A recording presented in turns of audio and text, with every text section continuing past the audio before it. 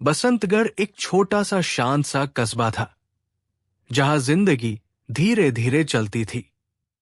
लेकिन इस साल की ठंडी सुबह कुछ अलग थी। पुलिस स्टेशन में एक नौजवान सिपाही भागता हुआ आया और बोला, सर, एक अजीब केस आया है, सुनकर आप भी हैरान रह जाएंगे। 58 साल के अनुभवी डिटेक्टिव मुकुल बनर्जी, जो अब रिटायरमेंट के करीब थे, धीरे से चाय का कप मेज पर रखकर बोले, क्या हुआ है रमेश? रमेश ने एक फाइल आगे बढ़ाई और बोला, सर, एक खाली मकान में एक लाश मिली है। लेकिन असली बात यह है कि लाश के पास एक पुराना कैलेंडर मिला है। हर महीने की कोई एक तारीख लाल स्याही से घिरी हुई है। और सबसे अजीब बात, उन सभी तारीखों पर पिछले कई सालों में इसी कस्बे में कत्ल हुए हैं। मुकुल ने चौंक कर रमेश की तरफ देखा। तारीखें मैच कर रही हैं? रमेश ने सिर हिलाया। जी सर, हर साल की एक ही तारीख पर एक मर्डर हुआ है, बस साल बदलता रहा। सब कुछ किसी को भी शक में नहीं डाला। लेकिन अब ये कैलेंडर मिलने से सारी कड़ियां जुड़ रही है। मुकुल उठे और बोले, चलो, मुझे उस जगह पर ले चलो जहां लाश मिली है। मकान कस्बे के पुराने हिस्से में था। दरवाजा टूटा हुआ था, अंदर धूल और सन्नाटा फैला था। कमरे के बीचों बीच एक आदमी की लाश पड़ी थी। चेहरा नीला पड़ा था, जैसे दम घुटने से मौत हुई हो। पास में एक मेज पर वही पुराना कैलेंडर पड़ा था। हर महीने की कोई एक तारीख लाल घेरे में थी, जैसे किसी ने पहले से मौत की तारीख तय कर रखी हो।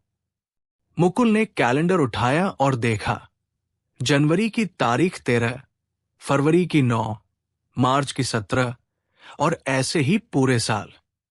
पिछली तारीख थी अक्टूबर की 21। मुकुल बड़बड़ाए, आज नवंबर है, यानी अगली तारीख आने ही वाली है। क्या ये मर्डर उस सीरीज का हिस्सा है? रमेश ने कहा, सर, ये सब मर्डर रिपोर्ट हुए थे, लेकिन किसी ने इन्हें जोड़ने की कोशिश नहीं की। सब अलग अलग केस माने गए। लेकिन अब ये कैलेंडर बता रहा है कि ये सब जुड़े हुए हैं। अचानक मुकुल की नजर कैलेंडर के कोने पर पड़ी। वहां हल्के कलम से कुछ लिखा था, जिसे समय भुला दे उसे मैं याद करता हूं। ये लाइन सुनकर मुकुल का दिमाग घूम गया। कुछ तो था इन मर्डर्स के पीछे। कोई है जो भूल नहीं पा रहा। रमेश, मुकुल बोले, पुराने मर्डर केस फाइल्स मंगाओ, पिछले 10 साल के, और देखो क्या उन सब में कोई एक नाम बार बार आया है। कोई गवाह, कोई अफसर, कोई पीड़ित, या शायद कोई संदिग्ध। रमेश ने कहा, जी सर, मैं अभी मंगवाता हूं। कुछ ही देर में फाइल्स मेज पर थी। मुकुल ने ध्यान से एक एक केस पढ़ना शुरू किया। पहला केस 2012 में एक किताबों की दुकान वाला मरा था। दूसरा केस 2013 में स्कूल की एक टीचर की मौत हुई थी। तीसरा केस 2014 में एक बेकरी का मालिक। सबकी मौतें अलग तरीके से हुई थी। एक जहर से, एक हादसे जैसे, एक गला घोंटकर। मुकुल ने देखा, सबका प्रोफेशन अलग, तरीका अलग, पर एक बात कॉमन थी। सबके परिवार वाले कह चुके थे कि मरने वाला पिछले कुछ दिनों से परेशान था, डरा हुआ था। और फिर मुकुल को दिखा एक नाम, विकास मेहरा। ये नाम 3 केस में गवाह के तौर पर था। तीनों बार उसने ही सबसे पहले लाश देखी थी। मुकुल ने धीरे से फाइल बंद की और बुदबुदाया, विकास मेहरा, तुम कौन हो? इसी बीच रमेश दौड़ते हुए आया। सर, खबर आई है, कस्बे के पुराने स्कूल की लाइब्रेरी में आग लगी है। अंदर एक आदमी की अधजली लाश मिली है। और सर, उसकी जेब में एक कागज मिला है जिस पर लिखा है, अगला दिसंबर 15। मुकुल ने एक ठंडी सांस ली और कहा, कत्लों का कैलेंडर अब बोल रहा है, दिसंबर से पहले हमें ये सिलसिला तोड़ना होगा। बसंतगढ़ की सर्द रातें अब और भी भारी लगने लगी थी। पूरा कस्बा एक डर के साए में जी रहा था। लोग खिड़कियां बंद करके जल्दी सो जाते थे। बच्चे अब बाहर खेलना भूल गए थे। हर किसी की जुबान पर सिर्फ एक ही बात थी, पुतल का कैलेंडर। डिटेक्टिव मुकुल बनर्जी ने अब अपना पूरा ध्यान इस केस पर लगा दिया था। उन्होंने अपने पुराने सभी संपर्कों से बात शुरू कर दी थी। वो जानना चाहते थे कि क्या इस तरह की कोई सीरियल किलिंग पहले भी कहीं हुई है, लेकिन हर जगह से जवाब एक ही आया, नहीं, ऐसा पैटर्न तो कभी नहीं देखा गया। मुकुल को अब सिर्फ एक ही नाम परेशान कर रहा था, विकास मेहरा। एक आम नाम, लेकिन 3 केस में एक ही आदमी गवाह के रूप में, और हर बार सबसे पहले मौके पर। यह इत्तेफाक नहीं हो सकता। रमेश ने विकास का पता लगाया। वो अब कस्बे के बाहर एक सुनसान सी झोपड़ी में रहता था। मुकुल ने बिना देर किए वहीं जाने का फैसला किया। रात का वक्त था। ठंडी हवा तेज चल रही थी। झोपड़ी के बाहर एक टूटी कुर्सी पड़ी थी और अंदर से धीमी आवाज आ रही थी, जैसे कोई बुदबुदा रहा हो। मुकुल ने दरवाजा खटखटाया। कोई जवाब नहीं आया। उन्होंने धीरे से दरवाजा खोला। अंदर धुंधला सा उजाला था। एक पुराना लैंप जल रहा था और सामने एक आदमी जमीन पर बैठा कुछ लिख रहा था। विकास मेहरा। उसने मुकुल की तरफ देखा और मुस्कराया। आपको आने में देर हो गई, साहब। मैं आपका इंतजार कर रहा था। मुकुल चौंक गया। तुम्हें कैसे पता था कि हम आएंगे? विकास ने हंसते हुए कहा। कैलेंडर झूठ नहीं बोलता। मुकुल ने गुस्से में कहा, यह सब तुम कर रहे हो? हर साल एक कत्ल? क्यों? विकास की आंखों में अजीब सी चमक थी। वो उठा और अलमारी से एक पुरानी फाइल निकाली। उसने फाइल मुकुल को थमा दी। इनमें वो सबके नाम हैं जो एक वक्त पर एक ही स्कूल में पढ़ते थे। एक क्लास, एक गैंग, और उस गैंग ने मेरी बहन के साथ जो किया वो कभी कोई नहीं भूलेगा। मुकुल ने फाइल खोली। पुराने ब्लैक एंड व्हाइट फोटो थे। एक स्कूल ग्रुप फोटो। नीचे नाम लिखे थे, किताबों की दुकान वाला, बेकरी वाला, वो टीचर। सब के सब इस फोटो में थे। मुकुल समझ गया, ये बदला है। विकास की आवाज अब कांपने लगी थी। मेरी बहन को सबने मिलकर तंग किया, हंसते थे उस पर। एक दिन उसे स्कूल से निकलवा दिया गया। फिर एक रात उसने खुद को जला लिया। कोई मदद नहीं आई। कोई नहीं आया उसे बचाने। अब मैं वही कर रहा हूं, एक एक को जला रहा हूं। अंदर से धीरे धीरे मुकुल का दिल धड़कने लगा। उसने पूछा, और अगला नाम? दिसंबर 15। कौन है वो? विकास चुप हो गया। फिर धीरे से बोला, वो बच गया था। स्कूल छोड़ दिया था वक्त पर, लेकिन अब वो लौट आया है। नया नाम, नई पहचान। लेकिन मैं पहचान गया हूं उसे। मुकुल ने पूछा, कौन है वो? क्या नाम है उसका? विकास ने सिर्फ इतना कहा, वो अब इस कस्बे में स्कूल का प्रिंसिपल है। इतना कहकर विकास फूट फूट कर रोने लगा। मुकुल के दिमाग में अब एक ही सवाल घूम रहा था। स्कूल का नया प्रिंसिपल तो अभी 2 महीने पहले ही आया है। नाम है अनिरुद्ध सहाय। लेकिन अनिरुद्ध तो बहुत ही शरीफ इंसान लगता था। पढ़ा लिखा, विनम्र और बच्चों में बहुत लोकप्रिय। क्या हो सकता है कि विकास ने गलत पहचान की हो? या फिर अनिरुद्ध वाकई वो आदमी है जो इस सब के पीछे है? मुकुल के सामने अब 2 रास्ते थे। या तो विकास को गिरफ्तार कर लिया जाए, या फिर उसे थोड़ा और फॉलो किया जाए ताकि सच सामने आ सके। और तभी रमेश का फोन आया। सर, स्कूल में घुसपैठ की कोशिश हुई है। लाइब्रेरी का ताला टूटा है।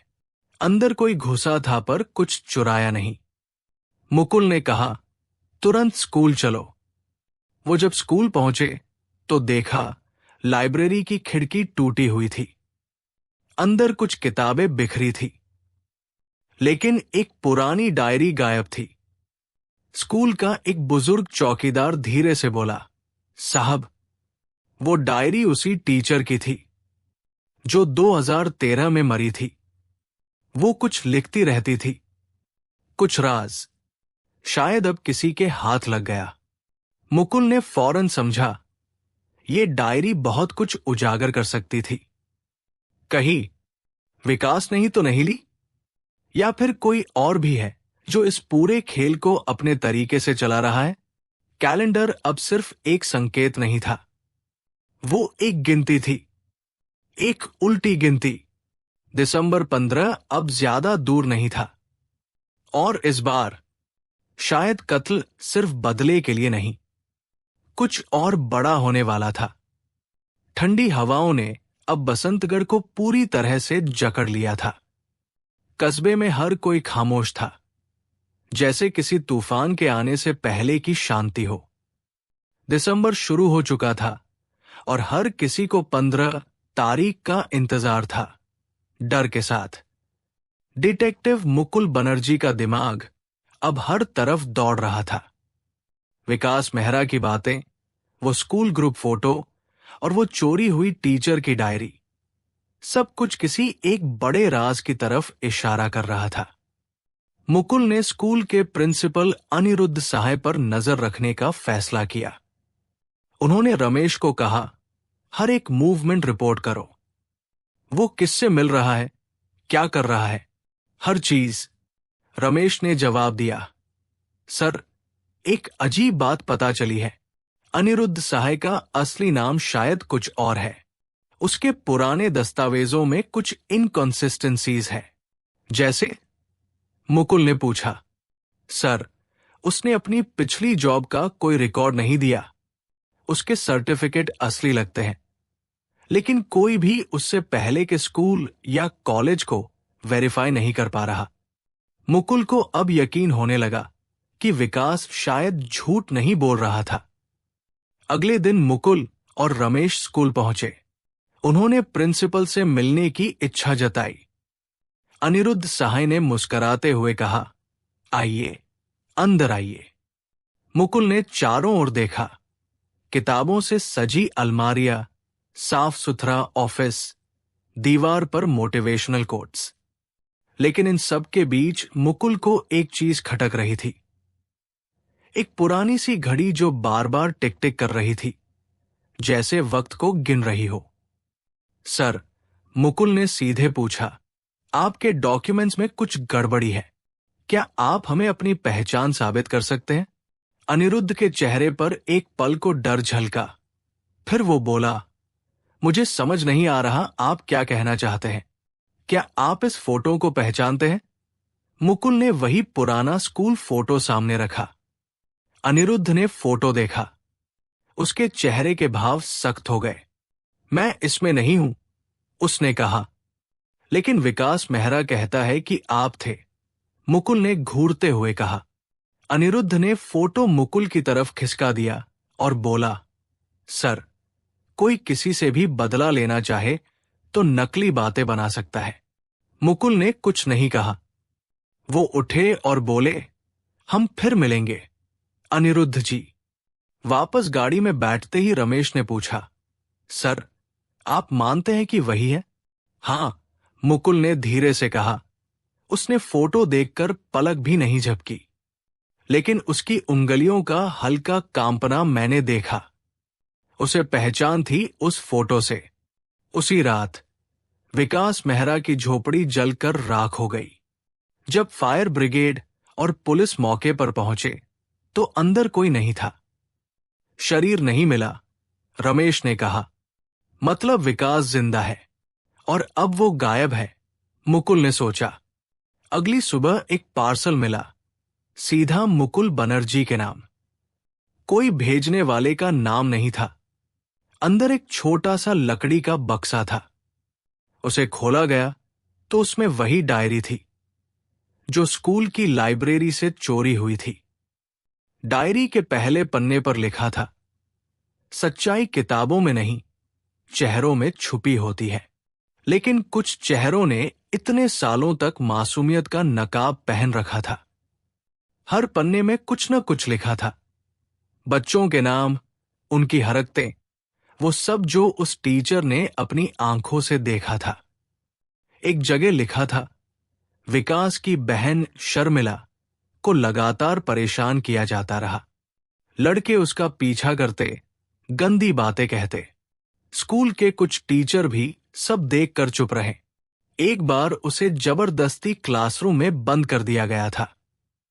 और सबसे बुरी बात, उस दिन स्कूल के हेड बॉय ने उसे अकेले बुलाकर धमकाया था। मुकुल का दिल थम गया। डायरी में हेड बॉय का नाम था अरुण सहाय। मुकुल के दिमाग में बिजली सी कड़की। अरुण, अनिरुद्ध? क्या अनिरुद्ध सहाय असल में अरुण सहाय है? क्या उसने नाम बदला है ताकि अतीत से बच सके? मुकुल ने तुरंत कंप्यूटर पर अनिरुद्ध सहाय की फोटोज और पुराने स्कूल रिकॉर्ड की तुलना शुरू की। और तब एक मैच मिला। अरुण सहाय बसंतगढ़ स्कूल का 1995 का हेड बॉय। नाम बदल गया था, चेहरा थोड़ा बदल गया था, लेकिन आंखें वैसी की वैसी। अब सब साफ था, विकास सही था। लेकिन सवाल यह था, विकास कहाँ गया? वो क्यों गायब हो गया? क्या वो जानबूझकर खुद को गायब कर रहा है?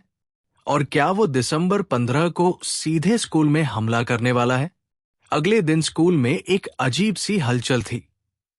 किसी ने स्कूल के नोटिस बोर्ड पर एक छोटा सा नोट चिपका दिया था, जिसने शर्मिला को चुप कराया था, अब उसकी चुप्पी तोड़ेगा वक्त। दिसंबर 15, आखिरी अध्याय। स्कूल में डर का माहौल था। बच्चे सहमे हुए थे, टीचर्स चिंतित थे। अनिरुद्ध सहाय ने खुद ही पुलिस बुला ली और कहा, मेरी जान को खतरा है, मुझे सुरक्षा चाहिए। मुकुल ने अंदर ही अंदर सोचा, शायद उसे असल में डर लग रहा है। लेकिन वो डर किस बात का है? मर्डर होने का या अपने राज उजागर होने का? 15 दिसंबर अब बस कुछ ही दिन दूर था। और इस बार सिर्फ एक कत्ल नहीं, शायद एक बहुत बड़ा खुलासा भी होना था। सुबह की धुंध अब बसंतगढ़ के स्कूल के गेट तक पहुंच चुकी थी। सर्दी अपने पूरे शबाब पर थी, लेकिन जो ठंड लोगों को कांपा रही थी, उससे कहीं ज्यादा खौफनाक वो तारीख थी, 15 दिसंबर।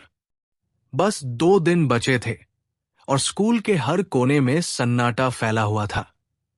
डिटेक्टिव मुकुल बनर्जी की नींद अब पहले जैसी नहीं रही। बार बार आंख खुलती और मन में सवाल उठते, विकास कहाँ है? डायरी आखिरकार उसके पास कैसे पहुंची? और सबसे अहम सवाल, अगर विकास सच बोल रहा था, तो ये सारा खेल अब कितने सालों से चल रहा है? रात के 3 बजे मुकुल ने अपने लैपटॉप पर वो पुराना स्कूल ग्रुप फोटो फिर से खोला। उसने हर चेहरे को जूम करके गौर से देखा। एक लड़का हमेशा पीछे छिपा हुआ था। हर फोटो में उसके चेहरे पर एक अजीब डर और खामोशी थी। मुकुल ने तुरंत पुराने स्कूल रिकॉर्ड चेक किए। उस लड़के का नाम था जतिन अग्रवाल। और हैरानी की बात यह थी कि जतिन ने स्कूल छोड़ने के कुछ महीने बाद आत्महत्या कर ली थी। डायरी में एक और नाम था, शर्मिला की सहेली तान्या। मुकुल ने तय किया कि अब उसे किसी ऐसे व्यक्ति से बात करनी होगी जो उस दौर को जानता हो, लेकिन अब इस सिस्टम का हिस्सा न हो। उसने तान्या को ढूंढ निकाला।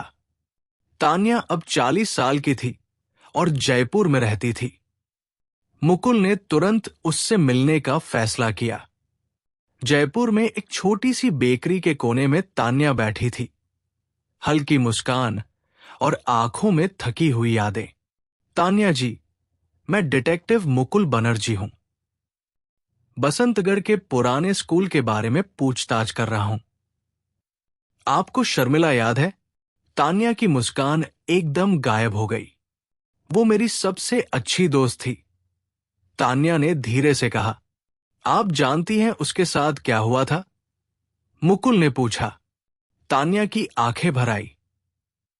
उसने कांपती आवाज में कहा, हम दोनों बहुत डरी हुई थी सर।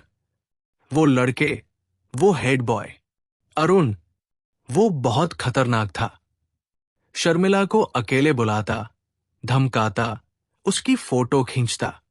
एक बार शर्मिला ने हिम्मत की और प्रिंसिपल से शिकायत की, लेकिन कोई फायदा नहीं हुआ। उल्टा उसके पापा को बुलाकर कहा गया कि लड़की बिगड़ गई है। फिर? मुकुल ने धीरे से पूछा। एक दिन वो स्कूल से नहीं लौटी। सबको लगा वो कहीं चली गई, लेकिन मुझे पता था कुछ गलत हुआ है। मैं डर गई थी सर, कुछ बोल भी नहीं सकती थी। आपको यकीन है कि वो अरुण ही था? मुकुल ने पूछा। हां, उसकी आंखें भूलना नामुमकिन है, लेकिन बाद में सुनने में आया कि वो शहर छोड़ गया, नाम बदल लिया। फिर किसी ने उसका जिक्र तक नहीं किया। मुकुल ने लंबी सांस ली और बेकरी से निकलते हुए सिर्फ इतना कहा, बहुत देर हो चुकी है, लेकिन शायद अब सच्चाई सामने आ ही जाए। अगले दिन मुकुल वापस बसंतगढ़ पहुंचा। उसने स्कूल के सीसीटीवी कैमरे चेक करवाए और वहां एक अजीब चीज दिखी। रात 2 बजे कोई स्कूल की लाइब्रेरी के अंदर घुसा था। उसका चेहरा नहीं दिख रहा था, लेकिन उसने दीवार पर कुछ लिखा। जब मुकुल मौके पर पहुंचा तो देखा दीवार पर लाल पेंट से लिखा था, जिसने आग लगाई थी अब वो खुद जलने को तैयार हो जाए। साथ में एक स्कूल बैज पड़ा था, उस पर लिखा था अरुण एस। अब मुकुल को पूरा यकीन हो गया था कि अनिरुद्ध ही अरुण है, लेकिन उसे पकड़ने के लिए उसे कोई पक्का सबूत चाहिए था। इसी बीच एक और झटका मिला। स्कूल की पुरानी टीचर मिसेज रेखा माथुर की लाश स्कूल के पीछे के बगीचे में मिली। गला घोंटा गया था, लेकिन साथ में एक नोट भी मिला। तुमने भी देखा था, लेकिन चुप रही। अब चुप्पी का अंत हो गया। अब केस और भी गंभीर हो गया था। पुलिस का दबाव बढ़ गया था। स्कूल 2 दिन के लिए बंद कर दिया गया, लेकिन मुकुल को कुछ और चाहिए था, कुछ जो आखिरी पैच जोड़ दे इस खून की कहानी को। और फिर 14 दिसंबर की रात को मुकुल को एक अनजान नंबर से कॉल आया। सर, मैं सब जानता हूं। मैं वही हूं जहां ये सब शुरू हुआ था। कल 15 तारीख है, आखिरी दिन। आप स्कूल आइए, मैं खुद सामने आऊंगा। तुम कौन हो? मुकुल ने पूछा, जिसे सबने भुला दिया। सर, पर मैं किसी को नहीं भूला। कॉल कट गया। 15 दिसंबर की सुबह स्कूल को पुलिस ने चारों तरफ से घेर लिया। हर कमरे की तलाशी शुरू हो चुकी थी, लेकिन एक क्लासरूम, वो जो कई सालों से बंद था, अंदर से लॉक पाया गया। दरवाजा तोड़ा गया और अंदर वो बैठा था, विकास मेहरा, कमरे के बीचों बीच एक कुर्सी पर चुपचाप। उसके सामने एक और कुर्सी थी, उस पर बंधा हुआ कोई आदमी, चेहरा ढका हुआ। अब समय आ गया है, विकास ने कहा। मुकुल और पुलिस अंदर घुसे। मैं किसी को मारने नहीं जा रहा, सर, विकास ने कहा। बस आज सबके सामने सच कहना चाहता हूं। उसने सामने बैठे आदमी का चेहरा हटाया। वो था अनिरुद्ध सहाय। चेहरा पीला, आंखों में डर। ये है असली कातिल, विकास चिल्लाया। इसने मेरी बहन को मारा। इसने जतिन को ब्लैकमेल किया। इसने सबकी आवाज दबाई। अब इसकी चुप्पी को मैं तोड़ूंगा। मुकुल ने विकास को शांत किया। हमें कानून पर भरोसा करना होगा। अब सबूत हमारे पास है। तुमने जो किया वो सही नहीं था, लेकिन जो उजागर किया वो जरूरी था। पुलिस ने अनिरुद्ध को गिरफ्तार कर लिया, लेकिन तभी एक और झटका लगा। एक और बॉडी स्कूल के तहखाने से मिली, शर्मिला की, एक सड़ेगले कंकाल के साथ वही स्कार्फ जो उसकी मां ने आखिरी बार उसे पहनाया था। अब कोई शक नहीं बचा था, लेकिन कहानी अभी खत्म नहीं हुई थी, क्योंकि उस रात मुकुल को एक और डायरी मिली, उसी जगह से, तहखाने में, और उसमें लिखा था, मैं अकेला नहीं था। जो कुछ भी हुआ उसमें और भी लोग शामिल थे। अब बारी उनकी है। सुबह की ठंडी हवा अब हल्की धूप में बदल चुकी थी, लेकिन बसंतगढ़ के स्कूल में माहौल पहले से भी ज्यादा भारी था। अनिरुद्ध की गिरफ्तारी और शर्मिला की बॉडी मिलने के बाद अब यह केस पूरी दुनिया की नजर में आ गया था। मीडिया, पुलिस और स्थानीय नेता सब स्कूल के बाहर डेरा जमाए बैठे थे। डिटेक्टिव मुकुल बनर्जी अब थक चुका था, लेकिन उस डायरी की आखिरी लाइन उसके जहन में गूंज रही थी, मैं अकेला नहीं था। जो कुछ भी हुआ उसमें और भी लोग शामिल थे। अब बारी उनकी है। मुकुल जानता था कि अब मामला एक कातिल का नहीं, एक पूरे सिस्टम का है। उसने डायरी को ध्यान से पढ़ना शुरू किया। पन्नों में कुछ नाम बार बार आ रहे थे। मिसेज रेखा माथुर, जो अब मर चुकी थी, principal Sharma, PT teacher Gopal Rana, और एक और नाम, श्रीधर पांडे। श्रीधर का नाम केस में पहली बार आया था। मुकुल ने फौरन रिकॉर्ड खंगाले। पता चला कि श्रीधर स्कूल में उस वक्त लाइब्रेरियन था जब शर्मिला की लापता होने की रिपोर्ट दर्ज हुई थी, लेकिन 3 साल बाद उसने अचानक नौकरी छोड़ दी और बसंतगढ़ छोड़कर चला गया। मुकुल ने उसकी आखिरी लोकेशन ट्रेस करवाई, वाराणसी। बिना समय गवाए मुकुल वाराणसी रवाना हुआ। वहां एक पुरानी गली में एक छोटी सी दुकान के पीछे उसे श्रीधर मिल गया। अब बूढ़ा, थका हुआ और शराब का आदी। शुरू में वो कुछ नहीं बोला, लेकिन जब मुकुल ने शर्मिला का नाम लिया तो उसकी आंखें भर आई। मैं डरपोक था साहब, श्रीधर बोला। मैंने देखा था उस दिन क्या हुआ था। लेकिन मैंने कुछ नहीं कहा। क्या देखा था तुमने? मुकुल ने पूछा। मैं लाइब्रेरी में था। अरुण और शर्मिला अंदर आए। शर्मिला चिल्ला रही थी, मुझे छोड़ दो। फिर अरुण ने दरवाजा बंद कर दिया। मैं बाहर खड़ा सुन रहा था। आवाजें आ रही थी, मारपीट की, गाली की, और फिर अचानक सब चुप हो गया। जब मैं अंदर गया, शर्मिला नीचे पड़ी थी और अरुण वहां नहीं था। फिर तुमने कुछ किया क्यों नहीं? मैं डर गया था। अरुण का बाप एमएलए था उस वक्त।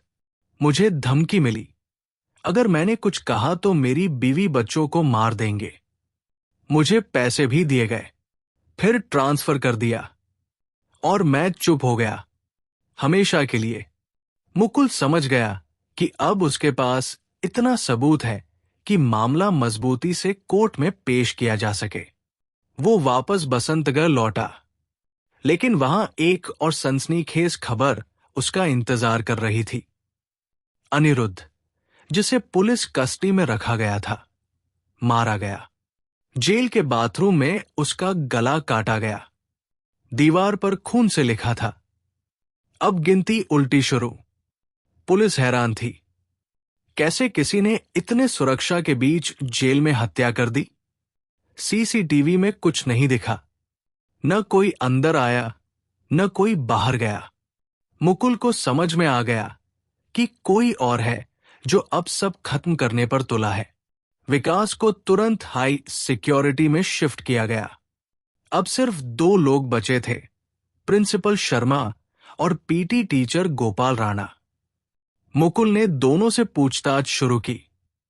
शर्मा जी पहले तो शांत थे, लेकिन जैसे ही अनिरुद्ध की मौत की खबर मिली, उनका चेहरा पीला पड़ गया। मुझे कुछ नहीं पता, उन्होंने कहा। मैं तो उस वक्त शहर से बाहर था, लेकिन रजिस्टर में आपका साइन है। उस दिन की मीटिंग में मुकुल ने जवाब दिया। किसी ने फर्जी कर दिया होगा। पीटी टीचर गोपाल राणा तो पहले से ही भाग चुका था। पुलिस ने उसे तलाश करना शुरू किया। इसी बीच विकास के पास एक चिट्ठी पहुंची। अंदर बस एक लाइन लिखी थी, अब अगला तुम हो। विकास कांपने लगा। उसे अस्पताल में शिफ्ट किया गया क्योंकि उसकी हालत बिगड़ने लगी थी। और तभी एक रात अस्पताल में आग लग गई। मुकुल वहां पहुंचा तो देखा आग बुझ चुकी थी, लेकिन विकास की हालत नाजुक थी। उसकी पूरी बॉडी झुलस चुकी थी, लेकिन होश में आते ही उसने एक नाम लिया, अवनी। मुकुल ने पूछा, कौन अवनी? विकास ने कांपते हुए कहा, शर्मिला की छोटी बहन, जिसे सबने मरा हुआ समझा, लेकिन वो जिंदा है और अब सबको खत्म करना चाहती है। मुकुल को झटका लगा। शर्मिला की बहन? तो क्या ये सारी हत्याएं सिर्फ विकास ने नहीं की थी? क्या किसी और ने भी बदला लिया था? और फिर मुकुल को स्कूल की सीसीटीवी फुटेज में एक और चेहरा दिखा, एक लड़की जो नर्स के भेस में अस्पताल में दाखिल हुई थी। चेहरा साफ नहीं था, लेकिन चाल और आंखें बिल्कुल शर्मिला जैसी। अब मुकुल को समझ में आ गया था कि ये खेल अभी खत्म नहीं हुआ है। ये तो सिर्फ ट्रेलर था। असली क्लो का सिलसिला तो अब शुरू हुआ है। हॉस्पिटल की वो रात अब तक की सबसे डरावनी रात बन चुकी थी। चारों ओर जलने की बदबू, सीलन भरी दीवारें और फर्श पर फैला खून। डिटेक्टिव मुकुल बनर्जी सोच में डूबा था। अगर शर्मिला की बहन अवनी जिंदा है, तो वो इतने सालों तक कहाँ थी? और अब अचानक क्यों सबको मारने पर उतर आई? अगली सुबह मुकुल स्कूल गया। उसने स्टाफ रिकॉर्ड निकलवाया और गौर से देखा। शर्मिला की बहन अवनी 8 साल की थी जब शर्मिला लापता हुई थी। केस की फाइल में लिखा था कि सदमे से उसकी मानसिक स्थिति बिगड़ गई थी और कुछ महीनों बाद वो भी लापता हो गई थी। माना गया कि उसने आत्महत्या कर ली, लेकिन मुकुल को अब यकीन हो गया था, अवनी जिंदा है और वही इन सब के पीछे है। वो स्कूल के पुराने कमरों की तलाशी लेने लगा। तभी एक कमरा मिला, पुराना साइंस लैब, जिसे 20 सालों से बंद कर दिया गया था। दरवाजा मुश्किल से खुला। अंदर धूल, मकड़ी के जाले और टूटी अलमारियां थी, लेकिन एक कोना साफ सुथरा था। वहां एक पुराना कैलेंडर टंगा था, वही तिल का कैलेंडर। हर महीने की एक तारीख पर गोल घेरा बना हुआ था। मुकुल ने गौर से देखा। अगली तारीख थी 15 जून और आज 14 जून थी। मतलब अगला तिलक कल होने वाला था। मुकुल को समझ नहीं आ रहा था कि अगला निशाना कौन है। विकास जिंदा है, लेकिन हालत नाजुक है।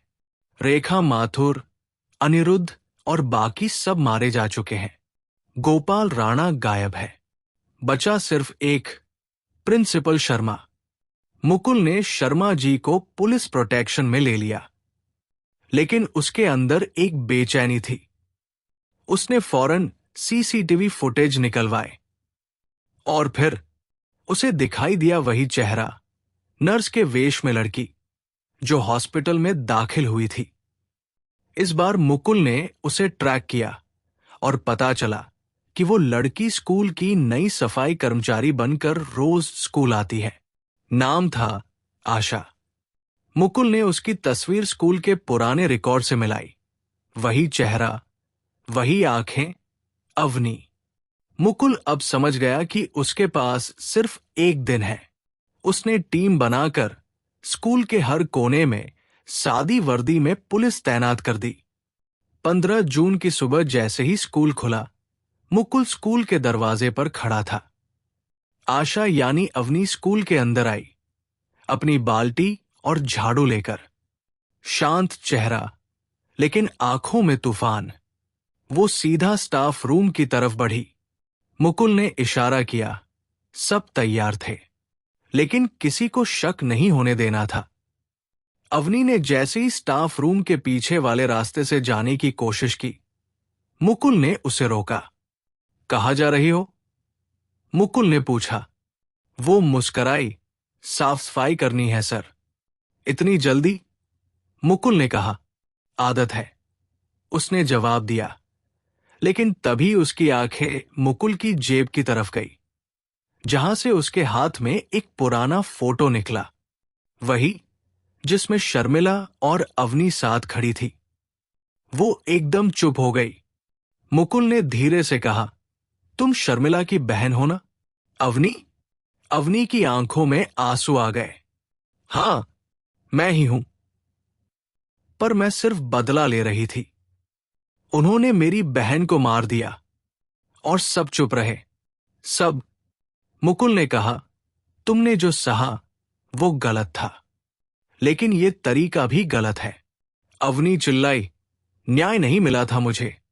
सबूत थे, गवाह थे, फिर भी पुलिस, कोर्ट सब बिक गए थे। मैं चुप थी क्योंकि मैं बच्ची थी। फिर बड़ी हुई और हर साल उस कैलेंडर पर एक तारीख मार करती गई, जब मैं किसी एक गुनहगार को मिटाऊंगी। मुकुल ने देखा, वो अपनी झाड़ू के नीचे से एक चाकू निकाल रही थी। तभी पीछे से पुलिस ने उसे पकड़ लिया। बहुत संघर्ष किया उसने, लेकिन आखिरकार उसे काबू में कर लिया गया। अवनी को गिरफ्तार कर लिया गया। मुकुल ने केस पूरा कोर्ट में पेश किया। सारे सबूत, डायरी, श्रीधर की गवाही, सीसीटीवी फुटेज और खुद अवनी का इकबालिया बयान। कोर्ट ने पुराने केस की दोबारा जांच के आदेश दिए।